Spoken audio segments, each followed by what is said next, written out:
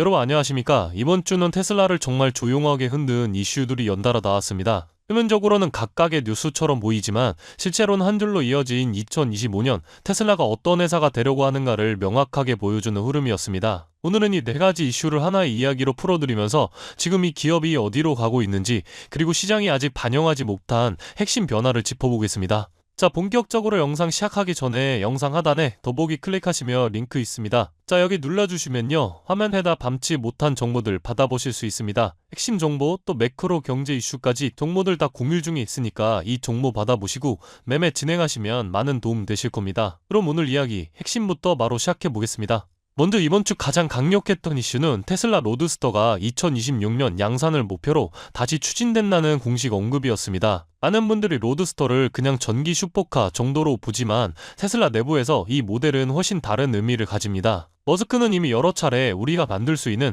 가장 뛰어난 차는 아직 나오지 않았다고 말했죠. 그게 바로 로드스터였고 지난 몇 년 사이 우선순위에서 밀린 상태였습니다. 그런데 다시 그것도 2026년이라는 구체적인 타임라인이 언급됐다는 건 테슬라가 기술 리더십을 시장에 재확인시키겠다는 신호입니다. 특히 지금은 AI와 로보택시가 주목받는 와중에 테슬라는 더 이상 기술 혁신에서 주도권이 없다는 밸류 압박이 컸었는데요. 로드스터의 복귀는 우리가 기술의 끝을 다시 보여줄 준비가 되어 있다는 메시지 그 자체입니다. 다음 이슈는 상대적으로 월가가 더 민감하게 보는 내용입니다. 이번 주 나온 여러 보도에서 테슬라가 중국산 핵심 부품 비중을 단계적으로 줄이고 품질 기준을 더 엄격하게 조정하며 장기적으로 중국 리스크를 제거하는 작업을 진행 중이라는 분석이 나왔습니다. 이건 마케팅도 없고 대대적인 발표도 없고 겉으로는 전혀 티가 나지 않는 변화예요. 하지만 전기차 산업에서 공급망은 곧 기업의 생명입니다. 부품 하나 막히면 공장이 멈추고 공장이 멈추면 마진이 붕괴되죠. 테슬라는 지금 과거보다 훨씬 안정적인 구조를 만들고 있어요. 머스크의 특징은 크게 발표하지 않고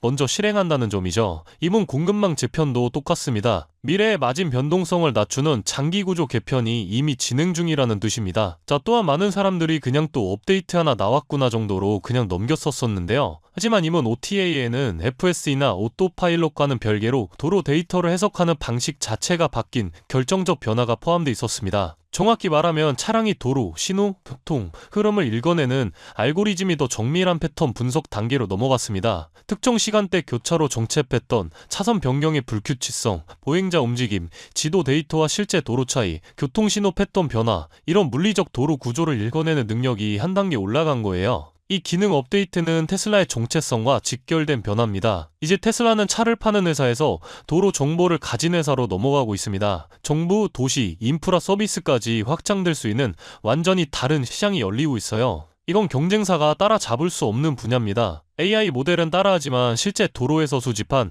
100억 킬로미터 이상의 데이터는 복제가 불가능하니까요. 마지막은 로보택시입니다. 머스크가 X에서 직접 언급하면서 현재 운영형의 로보택시 플릿을 2배로 늘릴 계획이라는 내용이 주목을 받았죠. 그리고 최근 올라온 현장 영상들을 보면 이미 여러 도시에서 실제 서비스 수준의 테스트가 진행되고 있습니다. 이건 정말 중요한 신호인데요. 테슬라는 단순히 소프트웨어 테스트를 하는 게 아니라 실제 서비스 수준의 데이터를 확보하고 있다는 의미입니다. 로보택시는 테슬라의 최종 사업 모델이에요. 차를 파는 회사가 아니라 이동을 서비스로 제공하는 회사, 일종의 도로 위의 넷플릭스로 가는 과정입니다. 로드스터가 기술 리더십을 상징한다면 공급망 재편은 기업 생존 기반을 강화하는 변화이고, OTA는 데이터 플랫폼 기업으로의 진화이며 로보택시는 그 모든 것을 실제 수익 모델로 연결하는 완성 단계입니다. 이번 주 테슬라 이슈는 각각 따라보면 크게 보이지 않았었습니다. 하지만 이 넷을 하나로 묶어보면 명확한 방향이 나타나요. 이 이슈들은 테슬라 2025년에서 2030년의 전략 지도가 드러난 주간이라고 볼 수 있습니다.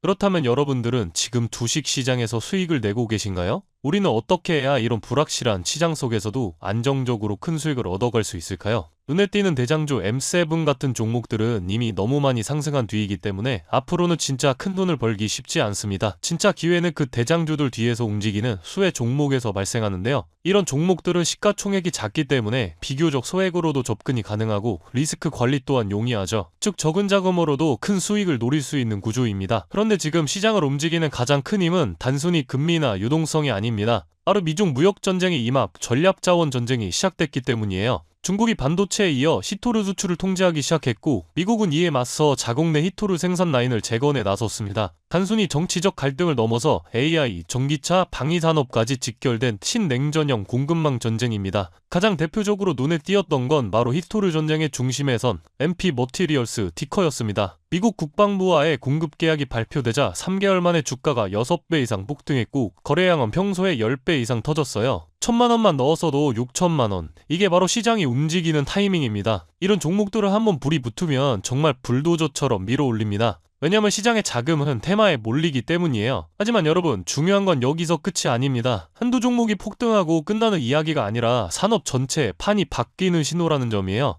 히토르 전쟁의 불길은 이제 리튬, 니켈, 코발트 같은 2차 전지 원자재까지 번지고 있습니다. 이미 티커와 LAC 같은 대장은 너무 멀리 가버렸지만 그 뒤를 따르는 진짜 수혜주들은 아직 초입에 있습니다. 히토르 자석을 제조하는 기업이나 리튬 정제를 담당하는 2차 밸류체인 혹은 이 자원을 기반으로 한 방산 전기차 부품 기업들이요. 이런 기업들은 아직 시총이 작고 조금만 자금이 들어와도 급등 파동이 나올 수 있습니다. 테슬라나 엔비디아 같은 재무가 탄탄한 기업에 중심을 잡고 이러한 기업들의 분산 투자하셔야 보다 더 큰 수익을 얻어가는 겁니다. 지금 시장은 분명히 움직이고 있습니다. 하지만 대부분의 개인 투자자들은 이 거대한 판이 어디로 흘러가는지조차 모른 채 뒤늦게 따라붙고 있어요. 진짜 돈은 먼저 움직이는 사람의 몫입니다. 그래서 제가 이번에 직접 현재 이 전략자원 전쟁 속에서 가장 강하게 수급이 몰리게 될 핵심 수혜 섹터와 종목 리스트를 정리해뒀습니다. 실제로 기관 자금이 들어오는 타이밍과 정부 정책 방향, 글로벌 공급망 재편 흐름까지 데이터 기반으로 정리된 PDF 자료예요. 이러한 정보도 소중한 제 구독자분들과 끝까지 영상 시청해주신 분들께만 오픈해드리도록 하겠습니다. 참여 방법은 간단합니다. 영상 아래 더보기란을 클릭하시면 파란색 링크가 하나 보이실 겁니다. 간단한 설문조사 진행해두시고 전송 버튼까지 눌러주시면 확인 후에 순차적으로 자료를 전달드리겠습니다. 절대로 금전 요구나 무조건적인 투자 권유 또한 하지 않습니다. 여러분이 시장에서 안정적으로 수익을 만들어 가시길 바라는 마음으로 준비한 자료들이에요.